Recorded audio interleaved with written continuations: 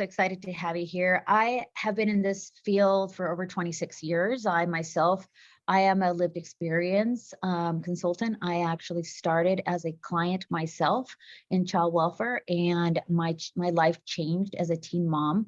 And at that moment is when I recognized that I wanted to be in this field. I wanted to be like my social worker. I wanted to be like my public health nurse, my school counselor, and I wanted to be in this helping field. And thankfully, I was able to get into this work and started as a caseworker and moved up to director. And so what I'm sharing with you today is not just a tool that I read about. This is something that I've incorporated into my organizations as director of both urban and rural counties. And my goal is to be able to share this with you as a professional that you can incorporate in your organization and or working with your collaborative groups, especially around our comprehensive prevention plan implementation. So welcome. I'm going to go ahead and get us started. And I am coming to you from the land of Nomolaki. I am in Glenn County. And so welcome to everyone. All right, so our session today is the strength-based leadership maximizing the team. And I want to share with you quickly what we're going to do in the next hour and 5 minutes or 7 minutes. So I will be trying to speak as much as I can, but please, if at any moment if there's anything that I maybe is confusing or you need me to further explain, just put in the chat box, and Sadie will stop me or she will answer. Just so you know, really, Dr. Batra is going to call me at 1 o'clock. Okay, Kyle. Sorry. And then if you don't mind just muting yourself, I think it'll be helpful just so that we can keep moving. I know we're multitasking. I am the same way. So, but I do appreciate you being here. So we're going to go ahead and I want to know a little bit of who you are, who's in our group today. So we're going to start with welcome and introductions this morning. And then I'm going to share with you the StrengthsFinder tool, which is an organizational tool that, like, as I mentioned, I have utilized in my organizations. And my goal is to be able to share this with you, as I'm also a StrengthsFinder coach and trainer throughout the state. And my goal is to be able to provide you some strategies and some tips that you can share with your teams moving forward.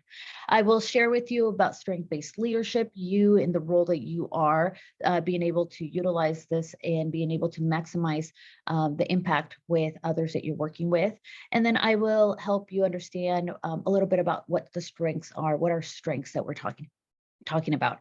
And then we'll close with our Q&A. So my goal is to give you, some time to ask some questions. And also I will provide my information at the end, so you feel free to contact me if you would like to talk offline as well. So let's talk about who's in the room. So I would love for you to, in the chat box, if you could please share your name, a little bit about you, maybe your position, title, your agency. But I would like for you to share one favorite thing you enjoy about your job today. What is it that you enjoy about of your job today? So if you could just add one thing, I know maybe there's plenty of things you enjoy, but just one thing that you do enjoy. I'll give you 30 seconds. Can you enlarge the PowerPoint at all on your end? Let me see. Make the screen a little. Is it too small? Yeah, someone just asked if we could make it just a little bigger. Oh, let me see. Let me move it to a different screen. Maybe it'll help if I move it to a different screen. Give me a second. Let's see. Let me stop sharing and let me move it to a different screen. I have three screens. I'm in the picture. Okay, let me see. I clicked on mine. I'm in here too. It's not letting me. Let's see. It's not letting me share in another screen. Let's see.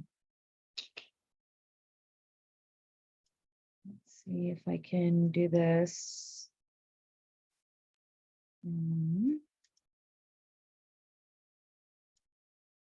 Yeah, it's not letting me share on the screen. I don't know why it's not.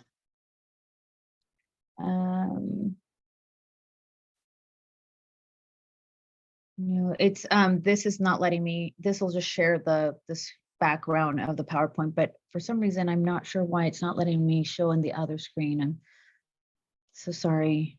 No, I think this might be easier. I know it shows the other ones, but it might be easier for people to see Okay, like that. all right. So we'll show it this way. Hopefully that'll help. So, okay. All right. So let's go ahead and if you could go ahead and add in the chat box, let's see. You're joining us from. So let's see. Wow. Okay. I'm going to grab a couple. I'm going to go ahead and mention a couple just because there's several. So welcome, welcome. I see we have for Contra Costa, we have team members that are joining us from, let's see, DHHS Behavioral Health, Melissa, Kimberly from Casa Pacific, Santa Barbara. Thank you.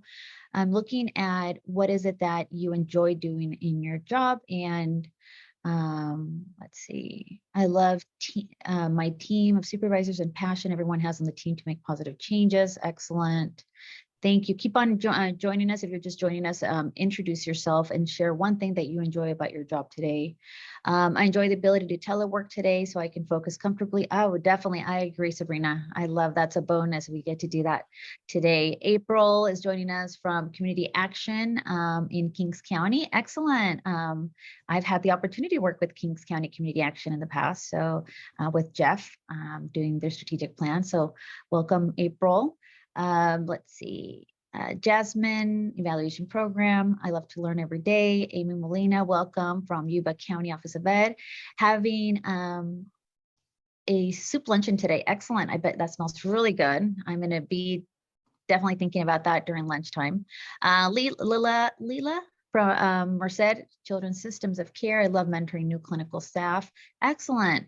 So I love just seeing things that you enjoy doing. My passion is also about well-being of children. This is Dr. Marnie Sandoval from Monterey County. Excellent. Welcome.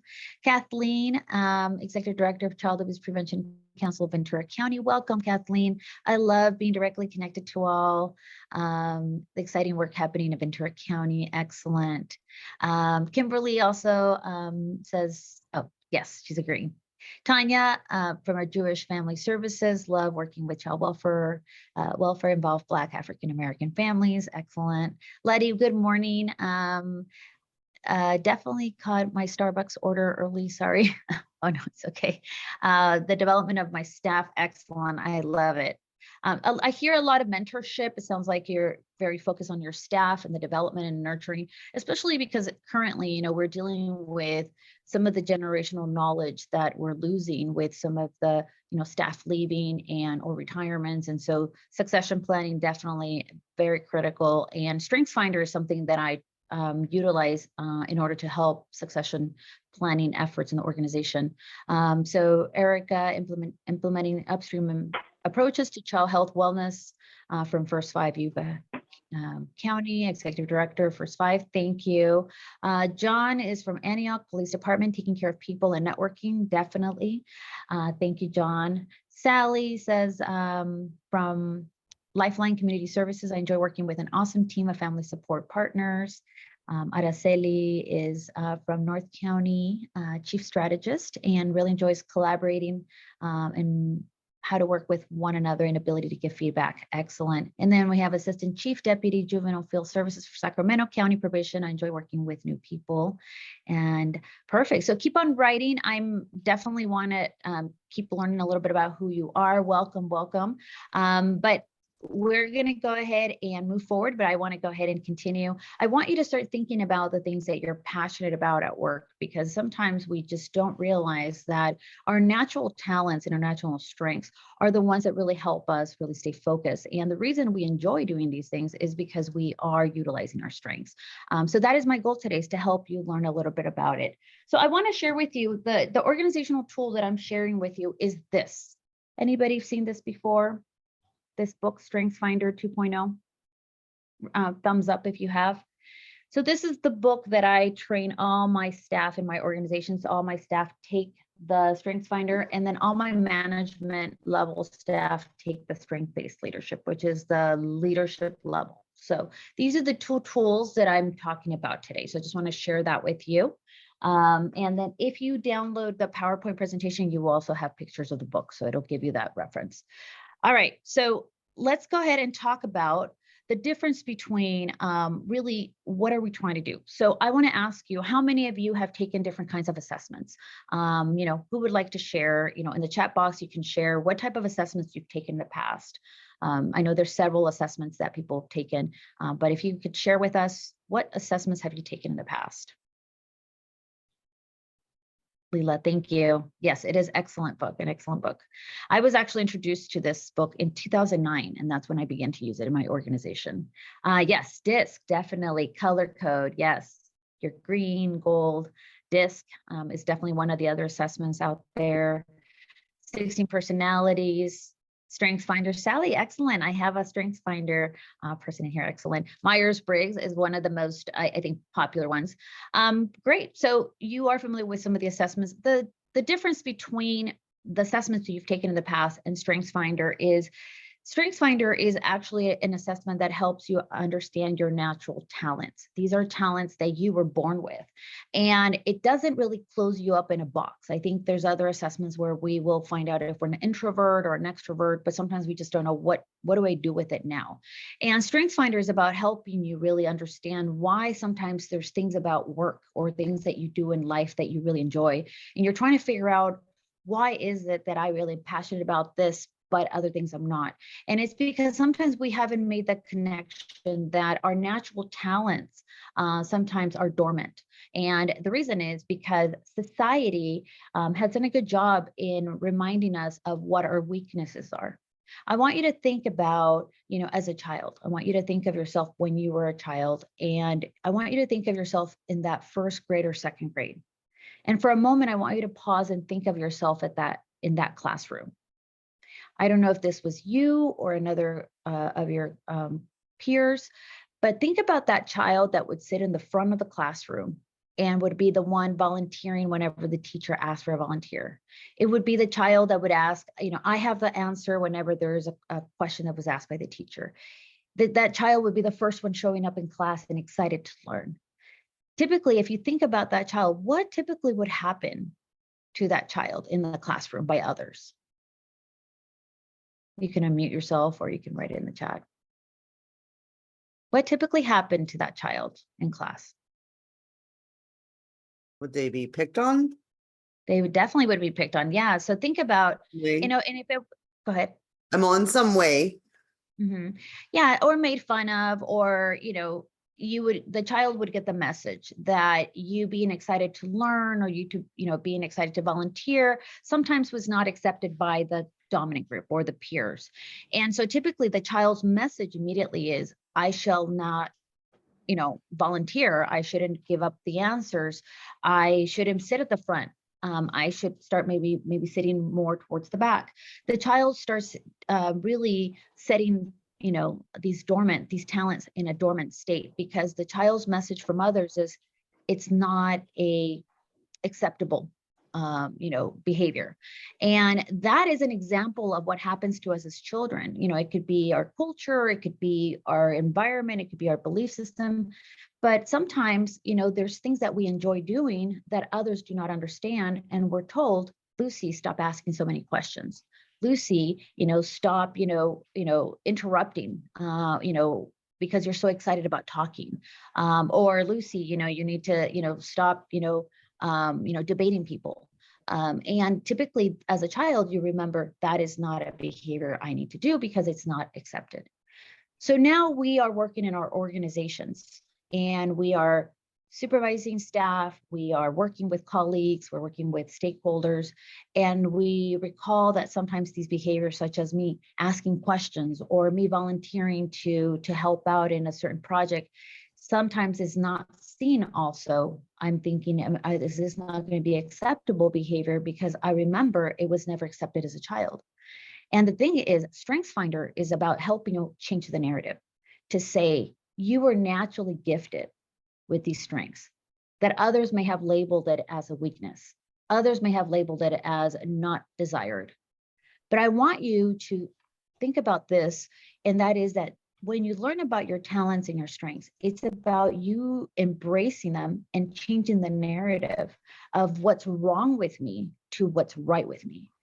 And that is something that starts with you as a leader, because we cannot coach or mentor our staff if ourselves, we haven't gone through that journey of recognizing that we have talents that we have not put out there because we are afraid of how they're received. Or maybe we're thinking about that inner child of, people will make fun of me, or they're thinking that I want to promote, and that's why I keep, volunteering. And so it's about really defining that your natural talents and strengths are really yours. Those were your gifts. Nobody else has those gifts. And it's about how are you going to share those with the rest of the team members that you're working with or colleagues. So let's talk about why is this research important? This is actually where Dr. Clifton, Donald Clifton actually came about. He was interested in seeing what is it that makes people tick? What is it that makes people want to work together? What ignites people? What is it that people get really fired up about showing up to work every day and being their best version? And what he realized is that organizations that actually seem to give you an opportunity, a platform to be able to use your natural talents. And they were not afraid to give you an opportunity to try those talents in the workplace. And as supervisors, you yourself were also given an opportunity to be at your best. So an example would be, many of you said in the chat, I love to develop my staff. I love to mentor. I love to work with others. There is a connection to that. The reason that you love to work with individuals, mentor them, maybe you don't call yourself a mentor, but you love coaching them, you see the potential in them. That is a strength. It's called developer. You are a developer of people. But sometimes we don't realize that. We just know that that is part of my job. But I love this part of my job. I love working with people, and it could be that you are a relator, because you love to connect with individuals, you love to find commonalities, you love to connect, you love to build bridges and bring people on board. You can be an includer. You could also be a connectedness, helping individuals understand why, things don't happen, by coincidence, they happen for a reason. And there's these connections that sometimes we didn't realize these were natural talents that sometimes we just didn't know they were a talent. We just didn't know what to name them. And so this is what Donald Clifton really focused on, is creating a research about changing from what's wrong with people to what's right. Each of you have a life lesson. Each of you have experiences that no one else does.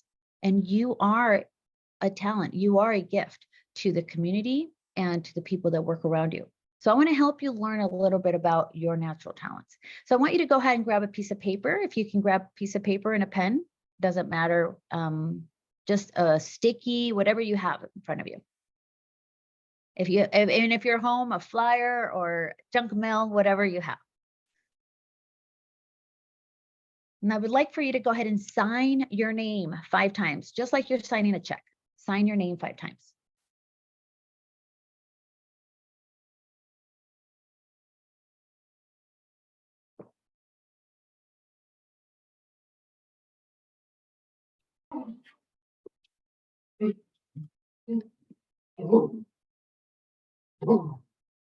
Janice says, yes, teacher's pet, definitely.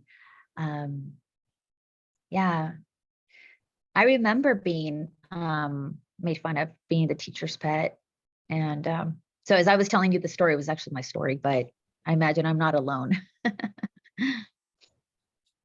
Okay, all right. So if you are done, I would love for you to go ahead and switch the pen to the opposite hand. And now I'm going to ask you to sign your name again with the opposite hand. Sign your name 5 times again.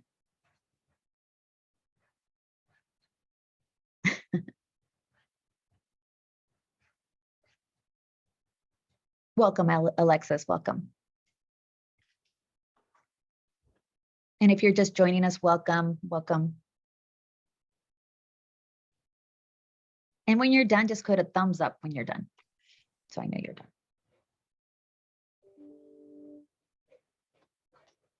Excellent.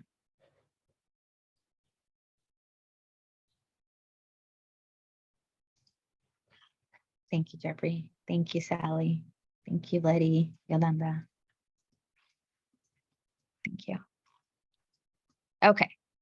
All right. How was this activity for you? Sadie says this was so hard to do with the opposite hand. Definitely.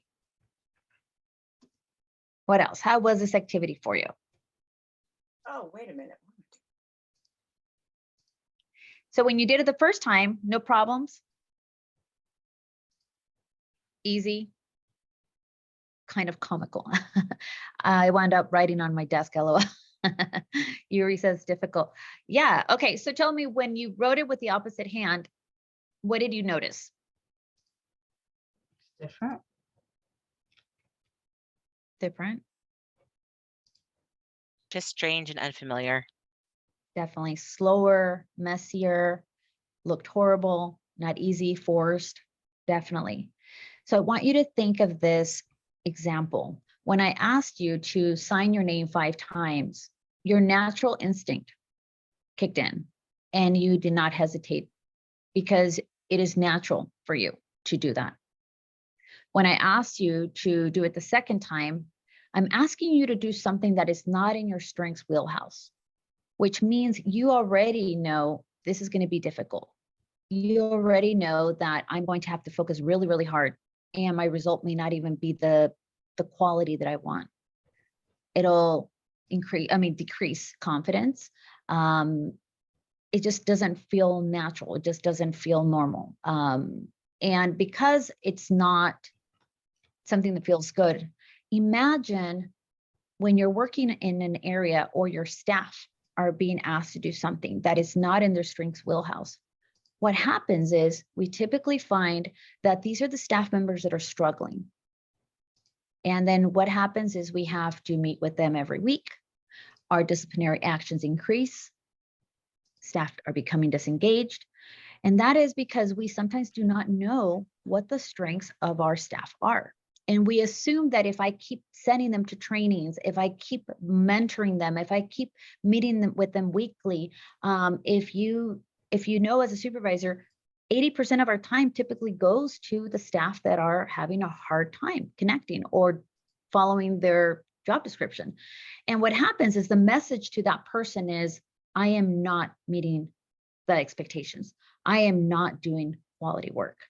Why? Because even if I were to say to you, I'm going to give you 1 week to perfect your signature with the opposite hand, and then in a week I'll check in with you. Even if I gave you a week, you still would not be perfecting your signature as you do with your dominant hand. And the reason is that when you are working in an area that is not in your strengths, even if I put all the resources and all the time, my organization keeps, spending budget, staff, my supervisors are getting burned out because they keep meeting with staff. At the end of the day, I'm still not going to get the results that I want because it's not connecting to your strengths. But if you do know the staff strengths, if you do know each of your staff members' unique strengths, and you were able to give them positions or tasks, maybe obviously we can't change job descriptions, but if you were to say, hey, I know you love writing, maybe I'm going to have you be part of the grant writing team. And that person is excited because they have intellection as a strength. They like to study and research and they love to write. And suddenly you're giving them an opportunity to do something that is in their strengths wheelhouse. You're going to see the person's face just light up. You're going to see their body language change. Why? Because now you're speaking the language of what that person's strengths are. But it starts with you. Even before we go into staff, it's important for you to know what your strengths are as a leader, as a partner, as a colleague, even if you're not a supervisor, as a coworker. Because if you don't know your strengths, you're not going to know what you can bring to the table and what is the best version of yourself. Because think about it. I gave you an example of that child in first or second grade and the message that child was receiving. I know that many of us have received messages as we've grown up, as a child, a teenager, about things that people do not understand that we do, and they point it as a weakness. But all along, it was not a weakness. It is a strength. And it's about how do we apply that into the work we do? How do we apply it into supporting our staff or doing the things that you said you'd love to do as we introduce ourselves? So I want you to think about what happens in our organization is that if our organization or in the collaborative group that we work with, we focus on people's strengths and we learn about each other's strengths, we are going to be able to maximize our collaborative work. We're going to be in sync, almost like, think of like a machine. We are interconnected. And my strengths are very different to your strengths. But if we learn about how we can interconnect them, just imagine your team being able to be in sync because everyone is operating under their strengths wheelhouse. So here's some statistics for you, what happens when people work under a strength-based culture. And that is your staff will be 3 times more likely to report, or you will be 3 times more likely to report having quality of life. And why is that?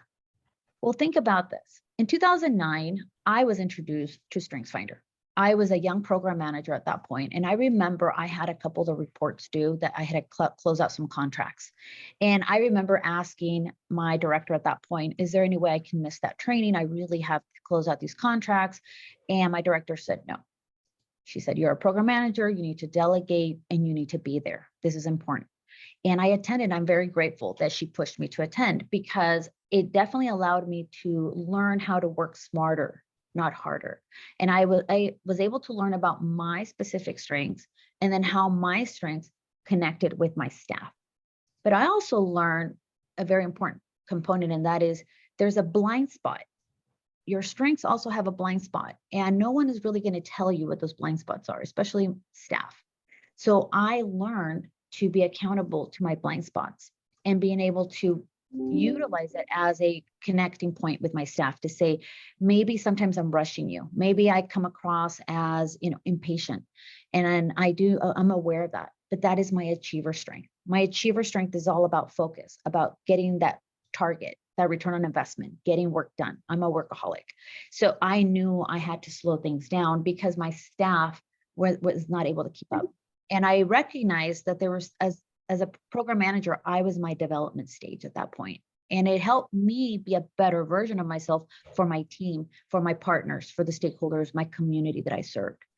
Another thing that staff also say after they complete their StrengthsFinder assessment is they are 6 times more likely to be engaged and they want to promote within the organization, meaning that they're not leaving, meaning that they want to be in your position one day. They want to be considered for succession planning.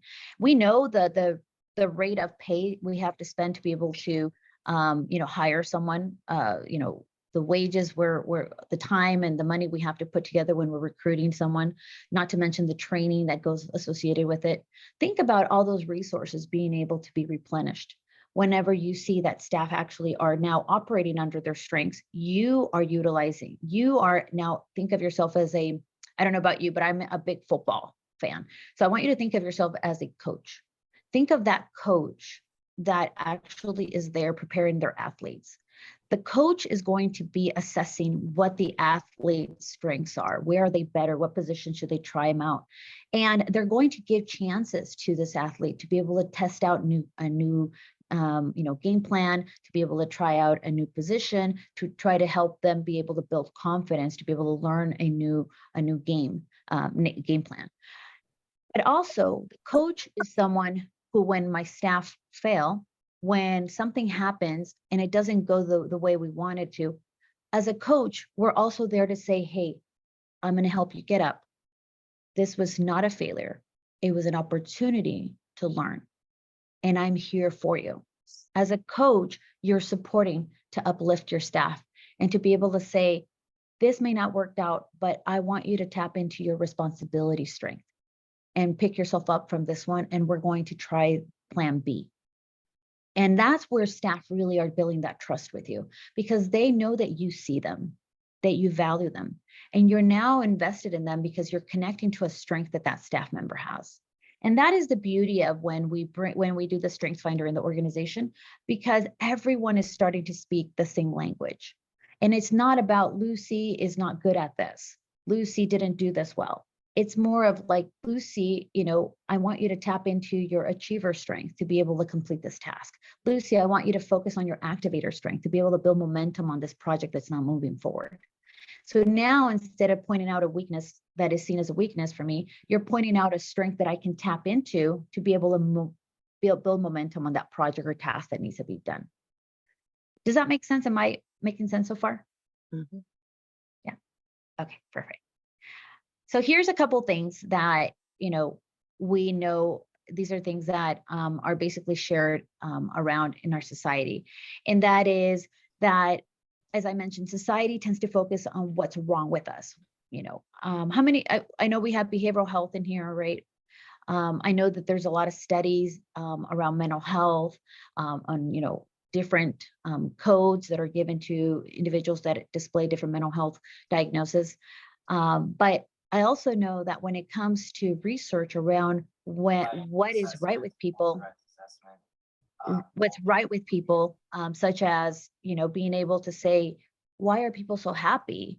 That people also will take a stand back and say, why are they so happy? What's wrong with them?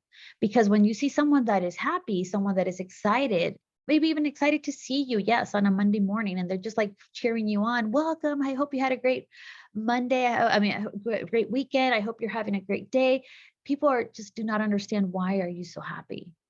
And that's the thing about it, is StrengthsFinder is about helping you be who you authentically are, and to be able to shift from what's wrong, as I mentioned, with that person, to what's right, and looking at that strength shine, and giving that person an opportunity to use the workplace to be able to shine every day, and not point at it as a weakness, but to say that is her positivity strength coming through. That is her command strength coming through. So I know I'm sharing some examples of strengths. I'm not there yet, but I just want to give you some scenarios of the language.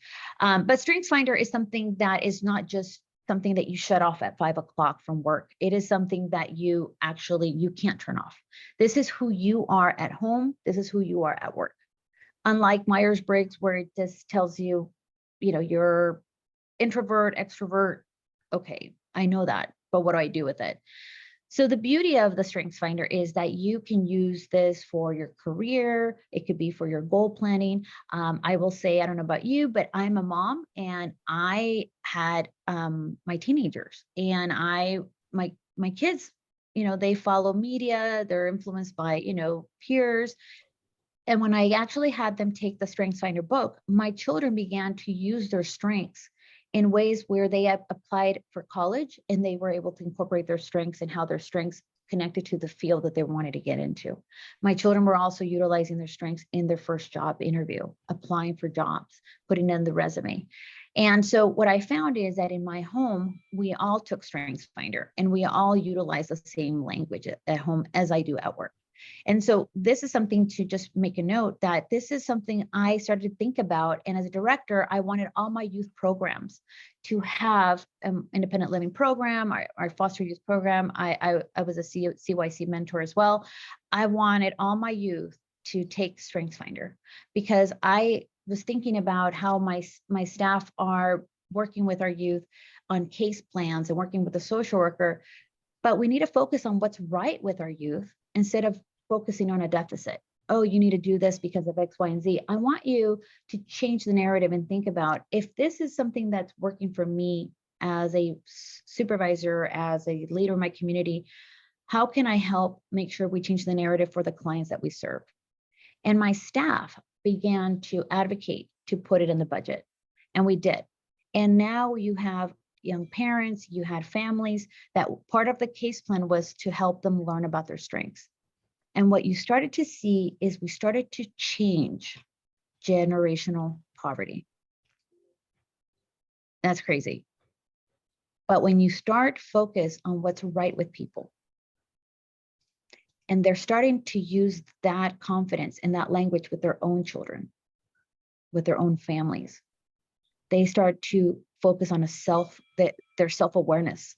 They start to believe in what they're capable of doing. And you are their champion. Your staff are the champions. And so when we look at our CPP implementation, think about, what tools are you utilizing to be able to help individuals step into their natural talent arena, their natural strengths. And as I mentioned, it starts with you, but then it does go into a domino effect. And it's not just you, your clients, but also your staff. Your staff may have never been given an opportunity to shine, or never been given, maybe nobody's ever pointed out their potential. Many people are not blessed with mentors. They don't have somebody that can give them a hand up. So think about how you as a supervisor or even as a partner are giving basically a new tool to change the narrative. So I want to ask a couple things from you. So go ahead and put a thumbs up if this applies to you. All right. So the first one is, I just want to share with you these are strengths that we use every day, but we just didn't know that they were strengths. They're just things we do every day. So the first one is, if you talk to people in elevators, airplanes, grocery stores, and wherever you go, please put a thumbs up. Deborah, Mary, perfect. Perfect. Excellent. Okay. Well, if you enjoy doing these things, I will tell you that individuals that typically have strengths around relationals, such as winning over others, they're called woos, or they are includers, or they're empathetic, or harmonies. These are individuals that love to talk to other people. They are connecting. They love to connect. And sometimes friends or family members will look at you like, what are you doing? You're talking to strangers in the elevator or in the grocery store. And you're like, there's nothing wrong with it. It's actually a strength. It's just that nobody really recognized it because nobody called it a strength before. Second, thumbs up if you have a color-coded or otherwise organized closet. Thumbs up. Emily, Sally, Kathy. All right. If you have a color-coded or otherwise organized closet, what that means is you have a strength in the areas of discipline, focus, strategic. You are an individual that likes to make sure that whatever chaos there is, it's in an organized and sequential order, such as an arranger. And so these are examples of strengths, and people, like I said, just didn't know that these were strengths. This is just the way I live. This is the way I can get things done. All right, next one. You like to write down a list of things to do and you stick to it. You write down a list of things to do and you stick to it. These are my checklist people. Sally and Charisse, Emily. Excellent. If you like to write down things and you like to stick to it, typically that is a strength called achiever. This is also a team member that is called deliberative. These are strengths that you, or strategic. These are strengths that you basically utilize to be able to keep things on track. For you, even if you were to go home and you got 9 things out of your list done, you're going to focus on number 10, because number 10 is going to drive you crazy that you did not get it done. So this is an example of a strength. And so I just gave you examples of a couple of strengths that would fall into this. The next one is you like to make a list of things to do on the weekends. Charisse. Okay. Team members that have this strength, Emily. Team members that have this strength are the planners. These are my analyticals, my focus. It could also be my deliberatives. These are team members that are about efficiency, making sure that we maximize. We have 2 days off in the weekend. I am going to follow my to-do list because I need to maximize this as much time as possible. So you're very effective and efficient in your time. Next one, you need to pick someone to race while you're driving. I'm going to tell you, law enforcement loves this one, by the way, because you keep them employed. So you like to pick someone while you're driving. Anybody? Okay, wow. Okay, good. Well, competition. Yes, competition maximizers are typically individuals that love, they are activators as well. They're impatient. They need to get to where they need to get. And if you're on the way, they're going to get there first. So that's a strength. Another one, you like to ask a lot of questions. You ask too many questions.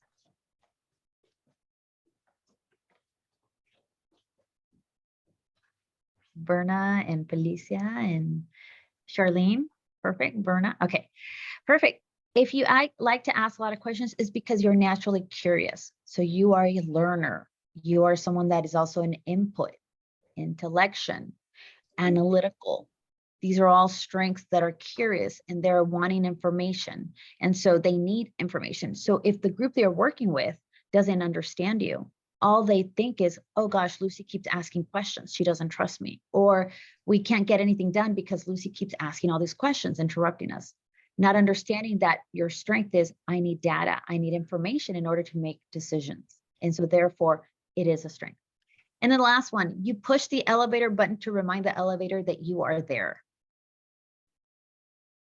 Sadie, Melissa, Berna. All right. If you are the type of person that likes to push that button just to make sure the elevator gets down there fast, as quick as possible, it's a strength. So next time you can tell your friends or your partner, hey, it's a strength. So stop getting on me on that.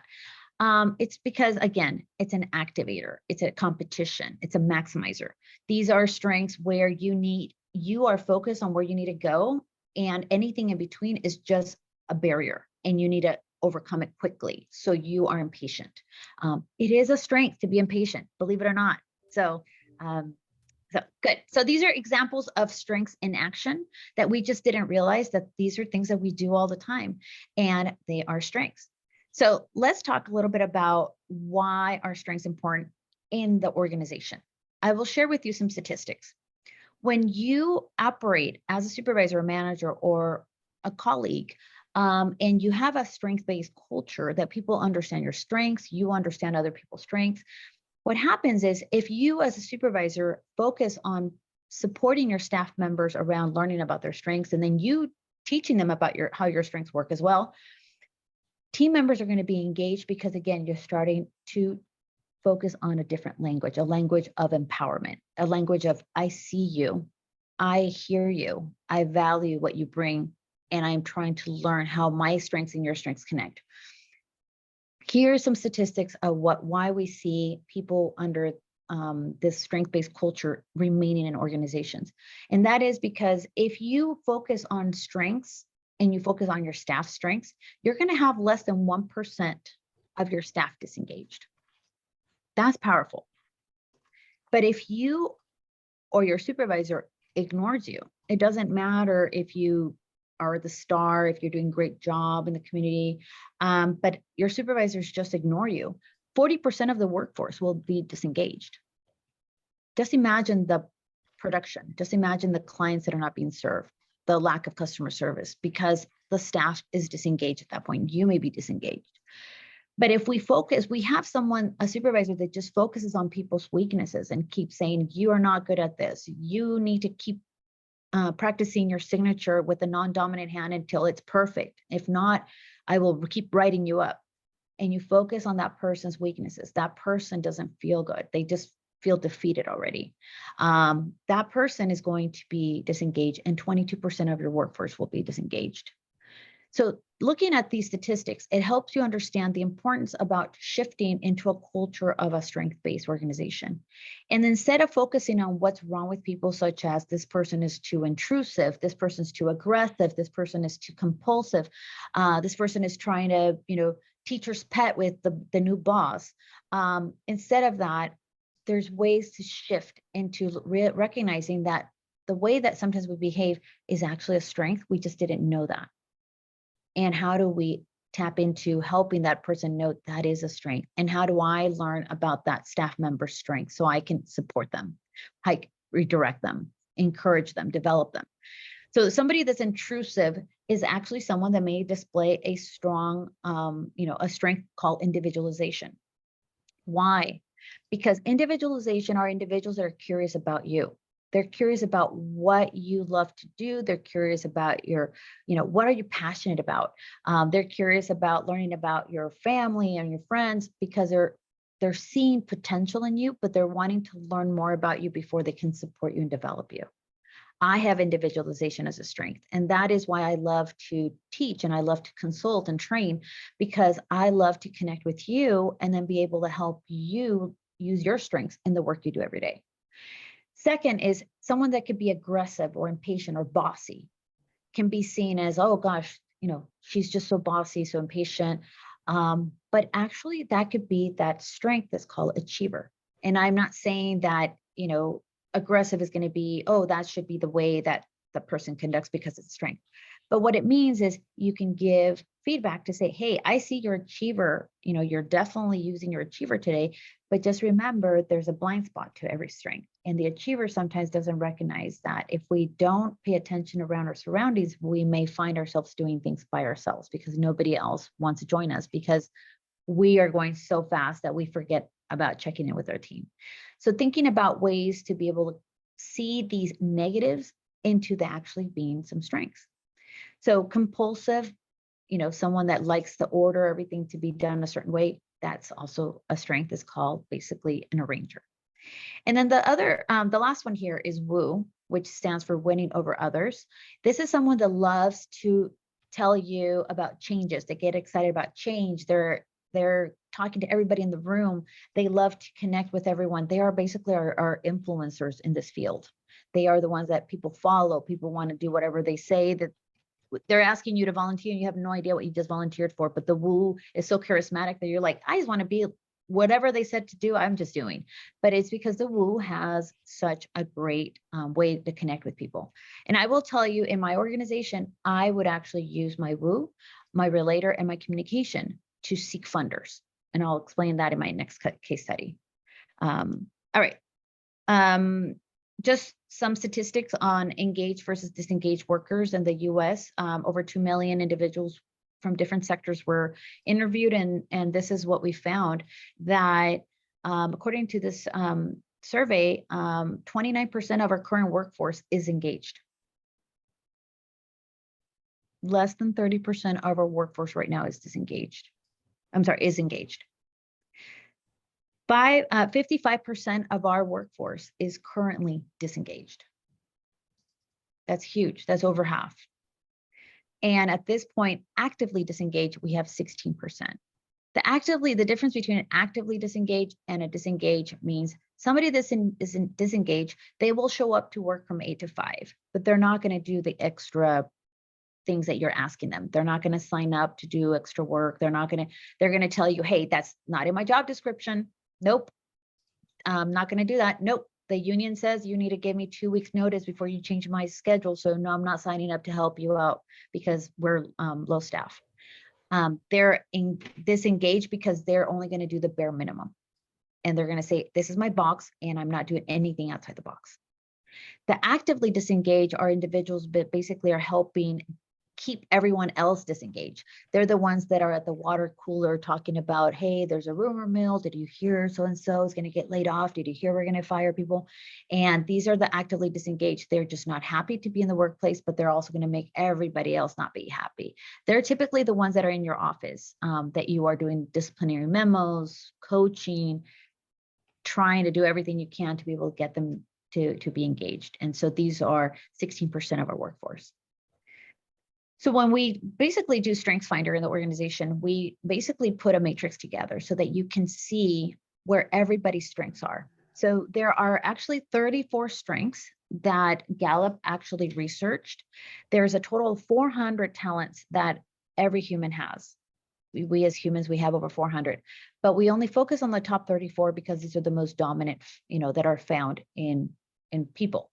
And so the list you see on the screen is the 34 strengths that are actually, these are part of the assessment. When you conduct this with your staff or yourself, you will get your top 5, dominant strengths. And this is what we put it into a matrix. So that you as an organization, you have your matrix of everyone's strengths. And as a supervisor, you're starting to see, oh, this person has this strength. This person, I do not know anything about this strength. So let me read more about it. Let me ask them about their strength. Because what you're doing as a supervisor or manager, or even as a colleague in a collaborative group, is to learn, how do my strengths, how are they similar? How do we connect? How are they different?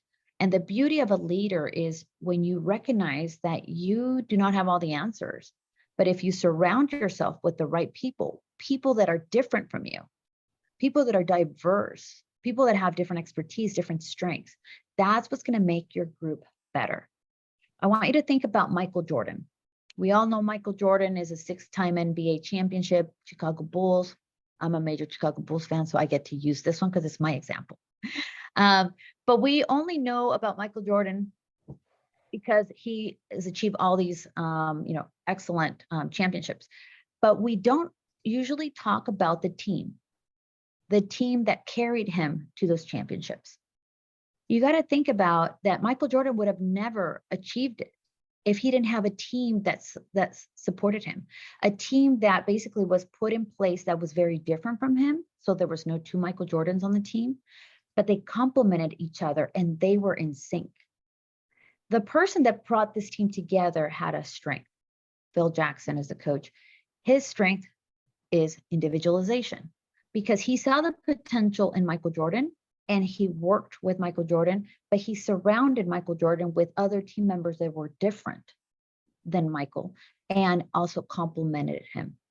Once you start to see the dynamics of a complementary team, you start seeing the outcome, and the outcome was, in this case, 6-time NBA champion. Same thing here. As a supervisor or a manager, you find ways to be able to say, hey, Joe can work really well with Linda because they have complementary strengths. They're different, but they complement. How can I make sure my teams are in sync? And as a supervisor to say, hey, I'm going to get the 3 of you to work together because the 3 of you have activator, you have communication, you have command, and I need this, natural disaster project for you guys to take ownership. I need you to run this special project, and your command is needed during times of crisis. You're going to be very confident. You're going to step in. We need your leadership. I'm going to need, somebody from communication to come in to be able to help with all the press releases, to be able to notify the community. And you start to disassemble your team. So I want you to think of yourself as a coach, assembling a team around strengths that are going to help meet that task or project that you're working on. And that is the secret sauce. That is what sets your organization as being the most innovative, being staff are not leaving, people are engaged, to an organization that is struggling, even if they're well funded, because they don't have an infrastructure, they don't have a language, a culture that is about growing and nurturing people, nurturing that child in 1st or 2nd grade that now is told it's okay for you to ask the questions, it's okay for you to learn, it's okay for you to volunteer.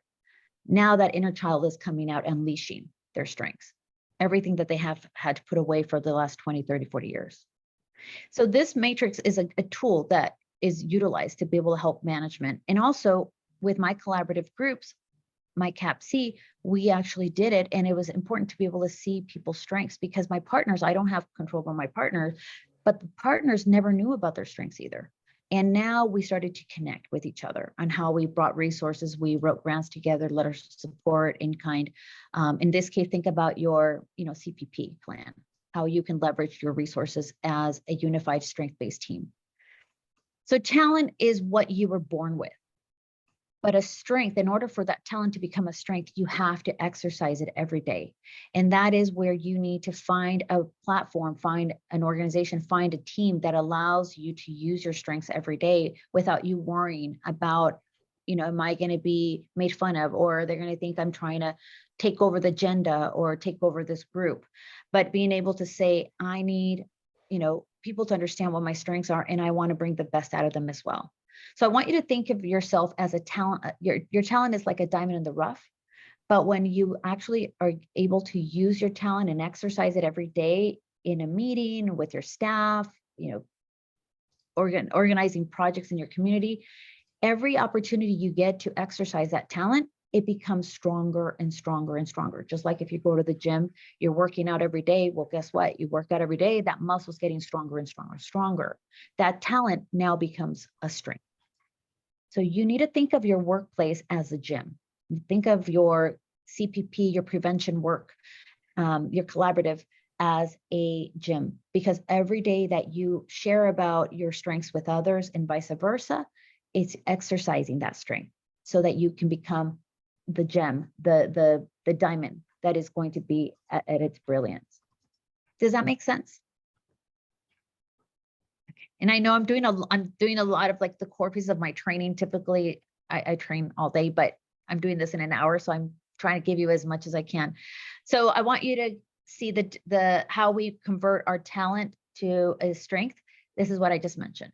The talent, you take your test, your 5 top talents come out in your assessment, then times your investment. Investment means the time you practice using it, your workplace, maybe your supervisor also gives you a chance to use your strength. You're a learner, so they're like, hey, Lucy, you're a learner. I want you to go and learn about this in a different county, come back and share some ideas or insight. I see that your strengths are communication. I want you to present this to the community, to the parents, to our county board of supervisors, because your communication, they love to present, communicate, they love to talk. And so how do I provide an environment where I let people utilize their talents every day so they become stronger and stronger? So that is an investment you're doing. You being here is an investment. And so that allows you to get into that place of a strength, where it is the ability to do things in a consistently near perfect performance. So here's what StrengthsFinder does. StrengthsFinder is a tool, will help you identify the 34 strengths in your team. And we'll find that sometimes we don't have all the strengths in our team, and that's okay. Because what I would do with my management team is whenever we saw a matrix and we saw gaps where we did not have individuals with certain strengths, whenever we would hire, I would be looking at hiring individuals that would allow for me to understand if they had those strengths. I would ask it in the questions. I would, ask them to do written document, ways for me to gauge if they have that strength that we're looking to complete our team. Because a well-rounded team is what's going to get us to that championship. So for me, is if I see some of the gaps, I'm looking at opportunities to bring team members that may have those strengths. Or if it's in our management team within the organization, who am I promoting? Who am I mentoring? Who are successors that eventually can fill that area in our management team? So our strengths actually have different ways of being utilized in the CPP planning or in our organization. And you see the little round, the circular, grid. This is giving you an opportunity to see how strengths actually are divided and they conquer certain areas of our organization. So an example, if you need staff to be able, or for you or your team, maybe the collaborative body you're working with, to be a connector with the public, community engagement, connecting with partners, bringing new funders, improving morale for staff. Team members that have strengths around the connection side, such as communication, empathy, harmony, includer, individualization, relator, responsibility. These are the team members that are going to help bring those connections to the organization or to the collaborative body. If you need team members to be able to go in and get people just ready for any changes, we're going to do something new. It's a change that needs to have people doing things differently. Our CPP plan was something different. Mobilizing people with strengths such as command, competition, developer, maximizer, positivity, and woos are the ones that are going to make things happen. They're the ones that drive change and get people excited about change. Next one, if you need someone to be reflective, more of like data, analysis, trends, numbers, they love that. These are team members, and you'll see in the quadrant here that have those strengths: analytical, arranger, connectedness, consistency. And you see all the other strengths. And then the last quadrant is if you need individuals that are basically about building momentum in the organization, our infrastructure. We're going to do a new strategic plan. We're going to be internally looking at doing things differently. This is more of the internal organizational capacity. These are team members that have this strength. So these are examples of how you as a in management or within the leadership role that you play or in the CPP planning group, you start to see how you can actually use team member strengths to help you meet some of these goals that we have in our comprehensive prevention plans, and how we strategically are placing them into roles or tasks that align with their strengths. And so I'm going to give you an example. I want to give you a case study, but I want to give you an example of this is an example of a strength. So this is if achiever is in your top 5, typically what you see, these are team members that love to work. They love to be busy. They're workaholics. They love to do their to-do list, like do not go into their office and try to talk to them about their weekend and how are the kids and how are the puppies, because they won't even turn around because they're so focused on the work. Doesn't mean they don't like you. It just means that their strength is they're in their zone. And so we call them workaholics, but they may not be realizing that they're disconnecting with people because they're so focused on their work. But they love to be busy. They're highly motivated. They're very independent. They can get things done. They typically don't know how to delegate because they like to get things done because they know they'll get it done the right way. So achievers are, if you don't understand what the achiever strength is, you may see it as, oh, they're just not nice. They're not talking to me. They're not checking in. They sent me an email and it just said, hey, Lucy, do you have that report ready? Instead of saying, hey, Lucy, I hope you had a great weekend. I hope that you had a good time. Nothing. They just went straight to the business. That's what an achiever does, though. But if you don't understand that, you can start seeing how friction begins in the organization. So another example is communication. Communications are team members that love to talk. They're chameleons. They know how to speak to third graders. They know how to speak to academia world. They know how to speak to the board of supervisors. They have the ability to be the messengers. This is why communications, to me, I utilize them to be able to apply, to meet with my foundations. I needed unrestricted dollars for my nonprofit. I needed discretionary dollars. So I would actually pair my communications out to be able to engage with the funders because they knew how to explain the mission statement of my organization and our vision and interconnect it to the mission of the foundation. And that is how I utilized people's strengths in ways to be able to capture outcomes for the organization. But I want to give you a case study because in the PowerPoint, you'll be able to pull down some of these strengths just for reference. I'm not giving you all of them because I want you to just get a feel for some of them. But I want you to just give you a quick case study, and that is in my organization, we actually had a lack of, we needed, this is a nonprofit, we needed some operational dollars. I needed unrestricted. And one way to do that was I needed to tap into foundations. And so I actually got my WOOs, my relators, and my communications, those three together. And I basically said, here's where we are. I'm short. I need $50,000 to be able to cover the expansion of our work. We have 17 sites and I need your help. I need for you, the three of you, to unleash your strengths and to be able to help me bring some additional dollars from foundations. And I want you to be able to bring it around this work. And what they did is the three of them started to meet and they brought in an analytical team member, they brought in an intellection team member, and they basically prepared their pitch. They prepared their brochures, they prepared a presentation. And when they went to meet with the funders, the woos, which are the ones that are, hey, they're excited, they're charismatic, they opened that door, they're the ones that set up the appointment, they introduce the team.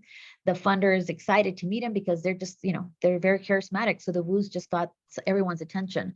And the woo opened that door. So the communication person came in to share the overall mission and how the connection between our organization and their foundation can, interconnect, and being able to show how their dollars would support the needs of our children, school readiness programs.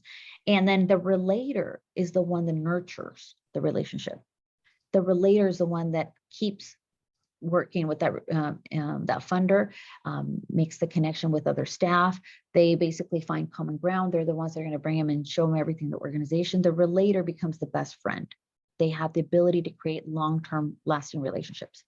And that is how I was able to utilize my team members. And when they brought in the funds, it was not even a thing, it was an excitement that they were able to build their strengths with other team members that were different from them. But the three of them together, they completed the project, but they couldn't have done it if they didn't bring the other team members that helped them, intellections, strategics also, analyticals that help them with the data and all the other elements. And that is what you start to see is the synergy of the team really working with each other and seeking each other out because they appreciate each other's strengths.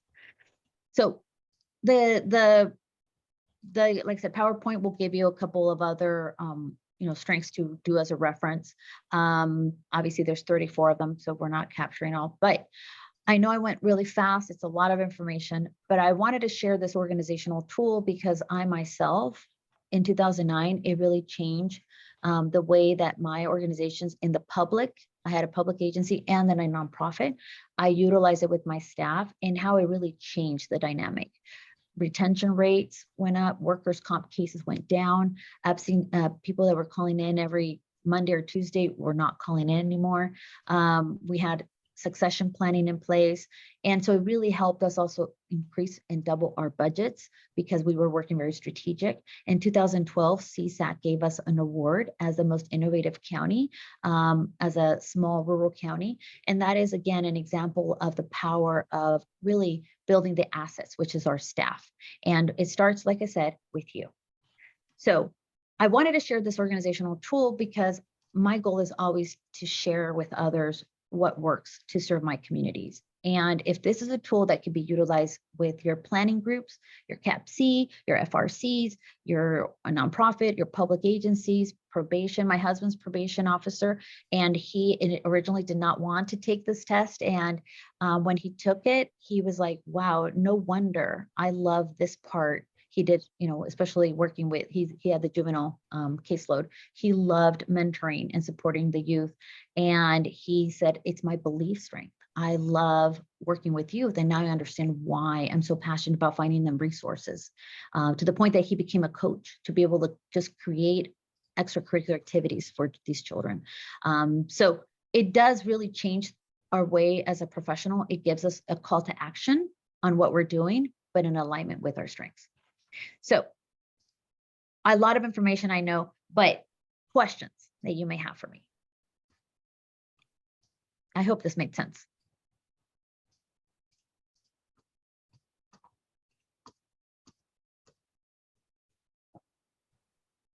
Thoughts or questions, or anybody that has done StrengthsFinder, you would like to share how you've used your strengths in the workplace?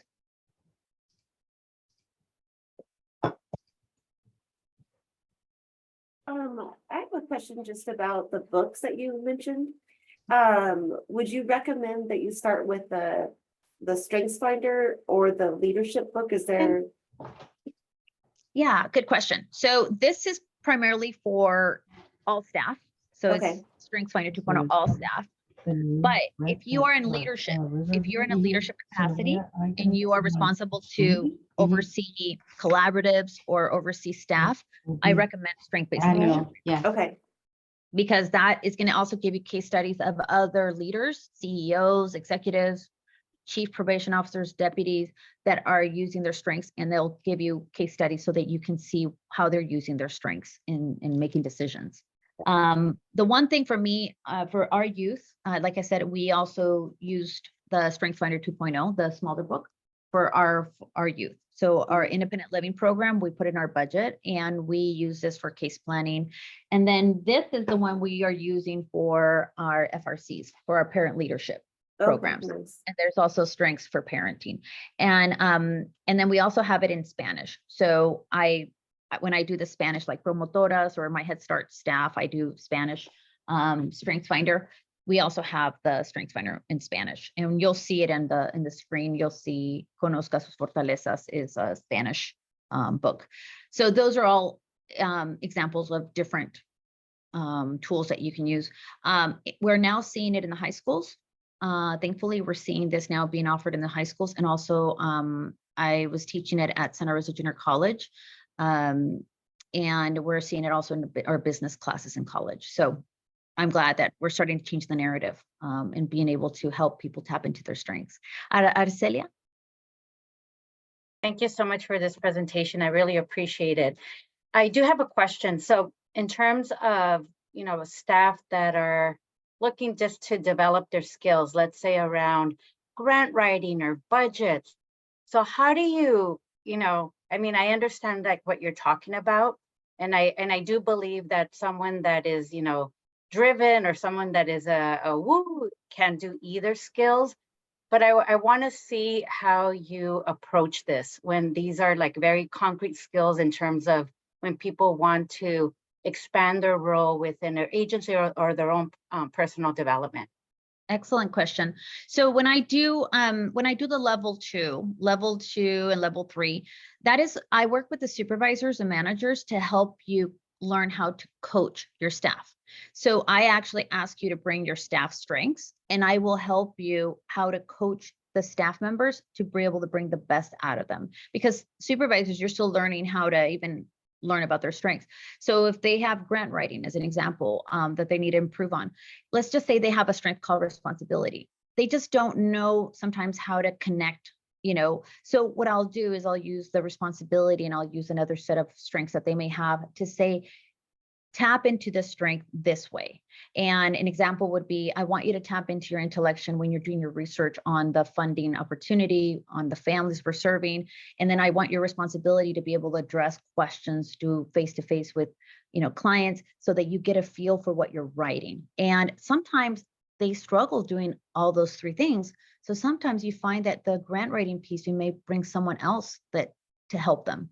And what you find is that they focus on their strength area, and then the other person gets all the information, and all they do is they write it.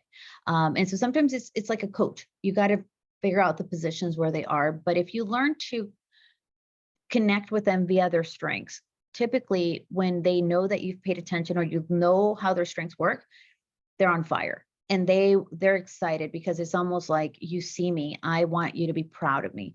And so it's about the development. So I teach around the 360 evaluation, and I also teach you how to frame it in a way where the staff member sees their strengths as part of the learning opportunity. And they get excited because they're using their strengths to learn something new. And it's like, you gave me permission. It almost is like they need that permission from you because it's a different way. So Henry, I know there was a hand up. Oh, did I dismiss that? Sorry.